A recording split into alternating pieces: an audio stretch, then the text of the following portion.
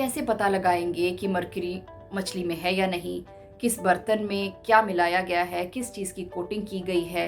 नमस्कार दोस्तों, फिट तक में आपका स्वागत है और आप देख रहे हैं हेल्दी लिविंग विद शरण। मैं हूँ शर्मिला कर्णन, शरण के साथ एक हेल्थ कोच के रूप में जुड़ी हुई। दोस्तों, हमारा आज का विषय है हेवी मेटल पॉइजनिंग क्या है और हम क्या कर सकते हैं। दोस्तों, हेवी मेटल्स में हम 4 धातुओं को लेते हैं। लेड यानी सीसा, आर्सेनिक यानी हरताल, मरकरी यानी पारा और फिर कैडमियम। लेड आमतौर पे पेट्रोलियम इंडस्ट्री के साथ जुड़ा हुआ है।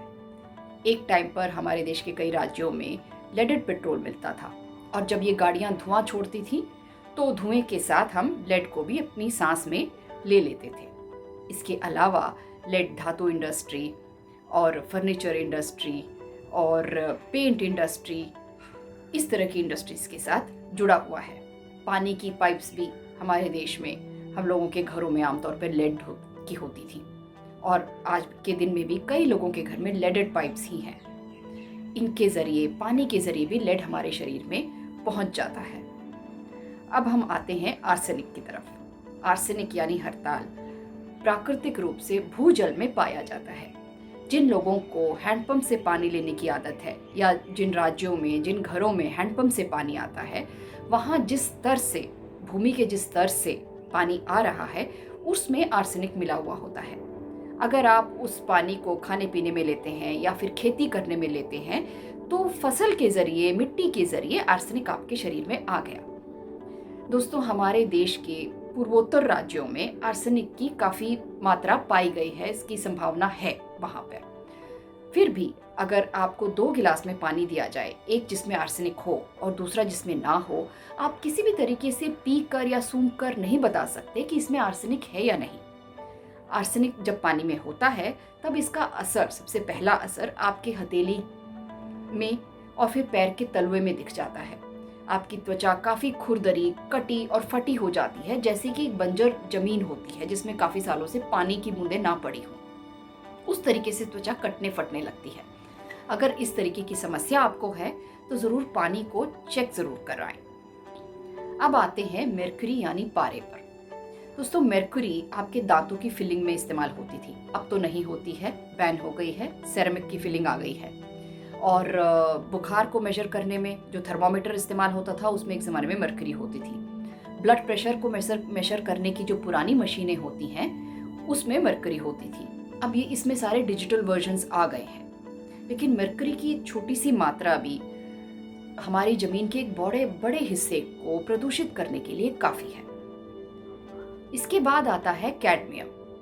कैडमियम जो है ये आपको इलेक्ट्रॉनिक इंडस्ट्री, बैटरी इंडस्ट्री में सब मिलता है। लेड भी बैटरी इंडस्ट्री में मिल जाता है, क्योंकि आजकल हर किसी के घर में लैपटॉप है। जो इंडस्ट्रीज इन चीज़ों को प्रोसेसिंग में या डिसमेंटलिंग में लगी हैं, वहाँ जो लोग काम करते हैं वो आमतौर पर बहुत जल्द ही इस तरीके की हैवी मेटल्स के संपर्क में आ जाते हैं। इसके अलावा अगर आप घर में पीतल या कांसे की बर्तन इस्तेमाल करते हैं तो पीतल में टिन की कोटिंग होती है, यानी वंग या रांगे की।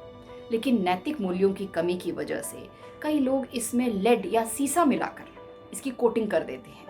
तो बर्तन आपके सेहत के लिए, शरीर के लिए अच्छा नहीं, विषैला, टॉक्सिक हो गया। आप पता कैसे लगाएंगे पीतल के बर्तन में जब आप बर्तन बनाने वाले को नहीं जानते कि इसमें कोटिंग जो है उसमें कहीं सीसा तो नहीं मिला हुआ। सेम चीज़ आती है कांसे पर भी। कांसे में टिन या रांगा मिलाना चाहिए, उसके बदले सीसा या लेड जो कि सस्ता होता है अक्सर वो मिला दिया जाता है। आप बर्तन तो ले आएंगे ये सोचकर कि मैं अपने घर के लिए, परिवार के लिए एक बहुत अच्छी चीज़ खरीद रहा हूँ, लेकिन कहाँ आप बर्तनों को ले जाकर टेस्ट कराएंगे कि इसमें क्या है और क्या नहीं। इसलिए सोच समझकर ही बर्तन खरीदिएगा। बर्तनों पर हमने एक और वीडियो बनाकर डाली हुई है, आप उसे भी देख सकते हैं। यही चीज़ लागू होती है मिट्टी के बर्तन पर भी। आबादी से बहुत दूर जो कुम्हार अपने हाथों से मिट्टी के बर्तन बनाता है वो पहचान सकता है कि ये मिट्टी ठीक है या नहीं। अगर मिट्टी के बर्तन भी थोड़ा मशीनों के द्वारा बनाए जा रहे हों या कुम्हार आबादी के पास हो या इंडस्ट्रियल एरिया, औद्योगिक जहाँ गतिविधियाँ होती हैं, फैक्ट्रीज हैं, वहाँ पर बैठा हो, वहाँ से आप बर्तन खरीद लें मिट्टी के बर्तन में करोड़ों छिद्र होते हैं। तो जो उस मिट्टी में है, जो मिनरल है, जो भी है, वो आपके शरीर में खाने के जरूर पहुंचता है, उसकी संभावना बढ़ जाती है। आर्सेनिक की एक बहुत बड़ी संभावना जो हमारे शरीर में आने के लिए है, वो पोल्ट्री इंडस्ट्री से भी है। यानी जो मुर्गियों को पालते हैं, उस इंडस्ट्री में उन मुर्गियों के खाने में आर्सेनिक होता है। मांस के जरिए आपके शरीर में आया या फिर उनकी बीट के जरिए वो मिट्टी में मिल गया। उसके बाद अगर उसमें फसल उगाई जाए तो वो आपके शरीर में आ गया। मरकरी के लिए भी एक बहुत बड़ा जो बिंदु है जो मरकरी प्रदूषण के लिए होता है, वो समुद्र है। समुद्र में बहुत मरकरी मिला हुआ होता है, समुद्र के पानी में। इस पे, इसके स्रोत में, ये समुद्र में कैसे पहुंच रहा है, इस पे काफ़ी लेख भी हैं गूगल पे, आप जाके ढूंढ सकते हैं। लेकिन अगर आप मछली खाते हैं तो मछली मरकरी के प्रदूषण का एक बहुत बड़ा स्रोत है। इसलिए हम आपको अक्सर वनस्पति जगत से प्राप्त पूर्ण आहार पर आने के लिए बोलते हैं। आप कैसे पता लगाएंगे कि मरकरी मछली में है या नहीं, किस बर्तन में क्या मिलाया गया है, किस चीज़ की कोटिंग की गई है। इसलिए आपका अपनी सेहत पर ध्यान देना ही इसका एकमात्र आसान वाला सुलभ सलूशन है, उपाय है। क्योंकि अगर ये चीज़ें, ये 4 धातु, लेड, आर्सेनिक, मरकरी या फिर कैडमियम आपके शरीर में एक मात्रा से ज़्यादा हो जाता है, तो आपको लिवर की, गुर्दों की या फिर फेफड़ों की बीमारियां आने लगती हैं। अगर बहुत ज़्यादा हो जाए तो फिर कैंसर तक की बीमारियां आ सकती हैं। इसलिए अपनी तबीयत का ख्याल रखें, सेहत का ख्याल रखें, बर्तन सोच समझ कर चुनें और फिर वनस्पति जगत से प्राप्त पूर्ण आहार पर आ जाएं। फिट तक में आने के लिए और हमारे इस प्रोग्राम कार्यक्रम को सुनने के लिए आपका बहुत बहुत धन्यवाद।